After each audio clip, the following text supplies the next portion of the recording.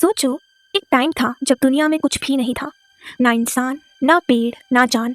बस atoms, molecules हवा में उड़ते हुए खामोशी में खो गए। फिर एक दिन कुछ अलग हुआ। दो पार्टिकल्स टकराए, कुछ इंटरैक्ट किया और एक छोटी सी स्पार्क से जिंदगी शुरू हो गई। वो चीज ना कुछ बोल सकती थी, ना सोच सकती थी, लेकिन वो ग्रो करती थी, रिएक्ट करती थी एंड इवॉल्व करती थी। और इसी कहानी का नाम है बायोलॉजी। बायोस मीन्स लाइफ और लोगोस मतलब स्टडी। सिंपल ना, लेकिन ये सिर्फ पढ़ाई नहीं है, ये जिंदगी का रियल मैजिक है। चाहे वो एक सेल हो या पूरा इकोसिस्टम, सब कुछ एक ही रूल फॉलो करता है: इंटरैक्शन, कॉम्प्लेक्सिटी, ग्रोथ, रिस्पॉन्स। और तुम भी इसी कहानी का पार्ट हो। तुम भी ग्रो करते हो, इवॉल्व करते हो और रिस्पॉन्ड करते हो जब लाइफ कुछ थ्रू करती है। बायोलॉजी बस सब्जेक्ट नहीं है, ये तुम्हारा ओरिजिन स्टोरी है। सो रेडी हो जिंदगी को एक नए नजरिए से देखने के लिए? तो चलो शुरू करते हैं दी लिविंग वर्ल्ड से। जिंदगी सबको जीनी है, पर क्या कभी सोचा है जिंदगी होती क्या है?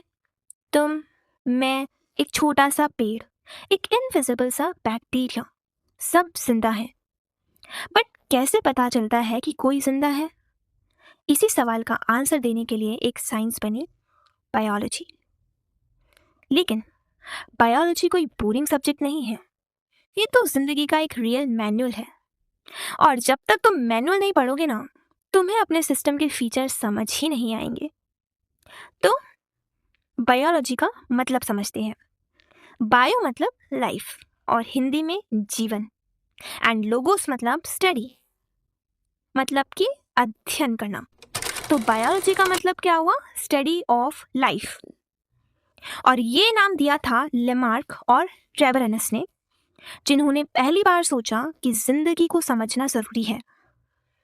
तो अगर बायोलॉजी एक मूवी होती तो ये दोनों उसके डायरेक्टर होते। तुम ट्रेवरनस को छोड़ सकते हो, तुम सिर्फ लेमार्क याद रखो। जिंदगी को स्टडी करना इजी नहीं है, इसीलिए साइंटिस्ट ने इसे दो मेजर पार्ट्स में डिवाइड कर दिया। पहला बॉटनी, जो कि प्लांट्स के लिए है, और दूसरा जूलॉजी, जो कि एनिमल्स के लिए है। बैक्टीरिया या हम, इनसे कैसे प्रूव होता है कि हम जिंदा है? इसके लिए बायोलॉजी ने बताए हैं कुछ साइंस, एंड इसे कहते हैं characteristics of living beings. Characteristics के अंदर हम कुछ इंपॉर्टेंट पॉइंट्स की बात करते हैं, और उन्हीं में से एक है एमर्जेंट प्रॉपर्टीज। आओ इसका मतलब समझते हैं। सब कुछ छोटी छोटी चीजों से मिलके बनता है, जैसे कि एक बिल्डिंग ब्रिक से, एक बॉडी सेल्स से। लेकिन सिर्फ ब्रिक रख दो, बिल्डिंग नहीं बनेगी।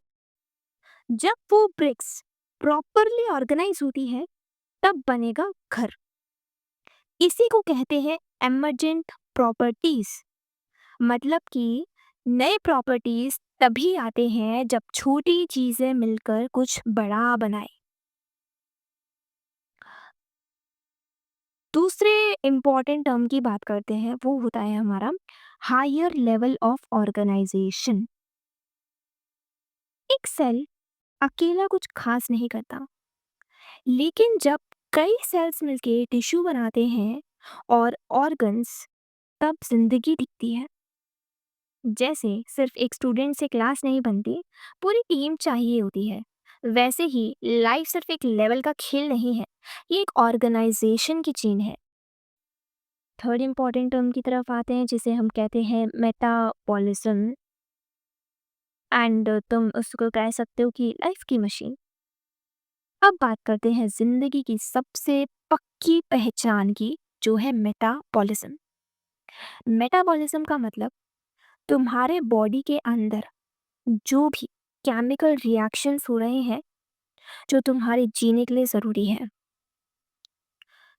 मेटाबॉलिज्म के दो पार्ट्स होते हैं, एनाबॉलिज्म प्लस कैटाबॉलिज्म।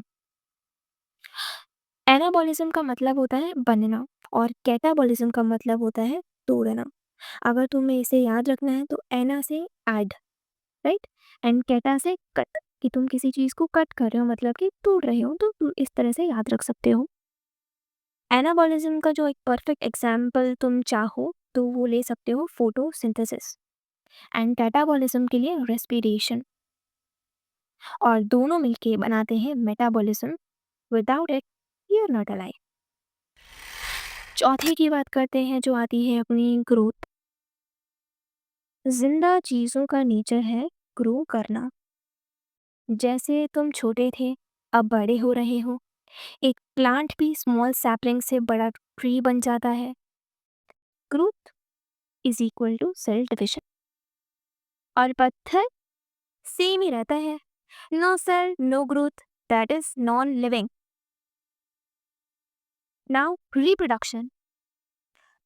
जिंदा चीजें अपना नया वर्जन बना सकती है, एंड इसे ही कहते हैं रिप्रोडक्शन। चाहे बैक्टीरिया हो जो अपने आप से डिवाइड करता है, या ह्यूमंस जिसमें मेल फीमेल दोनों इन्वॉल्व होते हैं।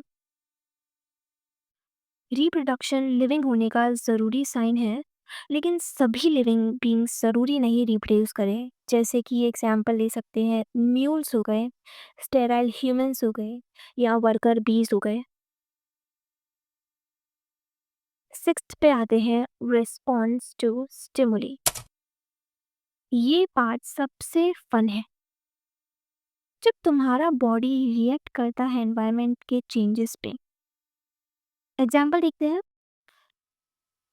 जब तुम्हारा हाथ गर्म चाय से लगता है तो तुरंत हाथ हटा लेते हो। जब प्लांट्स लाइट की तरफ बेंड करते हैं। जब तुम लेक्चर सुनते हो और नींद आती है, that's also a response. Seventh important term पे आते हैं, that is common genetic material, DNA. हर जिंदा चीज के पास होता है एक coding system, DNA, deoxy ribo nucleic acid. DNA होता है ब्लूप्रिंट, जैसे एक रेसिपी बुक। बिना इसके कोई सेल काम नहीं कर सकता, और इस डीएनए से ही पता चलता है कौन किससे रिलेटेड है। That's why we say life is connected. चलो अब सबको जोड़ते हैं एक फ्लो में। Biology is the study of life, life is equals to organisation, metabolism, growth, reproduction, response, DNA. Bio is equal to life, logos is equal to study, botany for plants, zoology for animals, metabolism, anabolism plus catabolism, DNA सबके पास है और हम सब life के players हैं। अब कोई पूछेगा, दीदी अगर मैं पूरे दिन कुछ ना करूं, क्या मैं जिंदा हूं? तो मैं बोलूंगी, अगर तुम्हारा मेटाबॉलिज्म चल रहा है तो हाँ, लेकिन अगर टेस्ट में 0 आए तो मम्मी तुम्हारा मेटाबॉलिज्म खत्म कर देगी। अगर तुम्हें जिंदगी के ये सिग्नल समझ आ गए तो कमेंट करो, I am a living organism with full power. मिलते हैं अगले पार्ट में, जहां हम जानेंगे लाइफ का साइंटिफिक क्लासिफिकेशन। तो गाइस, ये मेरी पहली वीडियो थी इस जर्नी की, और सच बताऊं ना, थोड़ा नर्वस थी पर एक्साइटेड भी, क्योंकि मैं चाहती हूँ कि बायोलॉजी तुम्हारे लिए एक सब्जेक्ट ना हो, एक स्टोरी बन जाए। अगर तुम्हें लगा हो कि मैंने थोड़ा भी समझने लायक बनाया हो, थोड़ा सा भी इंटरेस्टिंग लगा हो, तो एक लाइक ठोक दो यार, और सब्सक्राइब करके मत भूलना, क्योंकि आगे और भी मस्त वीडियोस लाने वाली हूँ फुल कॉन्सेप्ट क्लैरिटी के साथ। और हाँ, अगर तुम भी चाहते हो कि तुम्हारा दिमाग एनसीईआरटी के पेज की तरह क्रिस्टल क्लियर हो जाए, तो मिलते रहना रेगुलर।